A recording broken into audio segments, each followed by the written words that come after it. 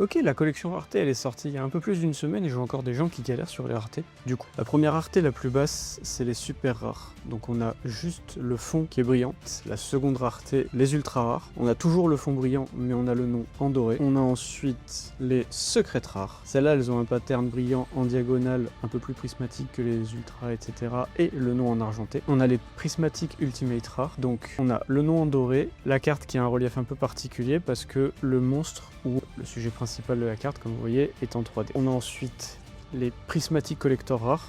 À la différence des Ultimates, le monstre n'est pas en 3D, le titre est en doré, et on a des espèces de petits patterns triangulaires ou arrondis sur la carte, qui rend un effet assez stylé. On a ensuite les Platinum rares. Donc comme les secrètes rares, elles ont un pattern en diagonale, cette fois-ci sur toute la carte, avec le nom en argenté. On a enfin les Starlight rares, celles-là elles ont un pattern brillant sur toute la carte aussi, mais en horizontal vertical avec le nom en argenté aussi. On a aussi les cartes Stamp qui sont en ultra rare, normal avec un petit texte dessus, c'est souvent la première carte du booster. Et elles existent aussi en Starlight rare. C'est les deux raretés qu'il y a pour celle-ci. Et enfin les cartes qui font parler de la collection rareté numéro 5, on a les Overframe. Celle-là c'est une ultra rare vu que le nom est doré et que la carte est brillante. Et elle existe aussi en Starlight, mais malheureusement j'en ai pas encore chopé. Bref, ça vous a enfin permis de comprendre les raretés de cette collection. N'hésitez pas à me le dire en commentaire et moi je vous dis à la prochaine.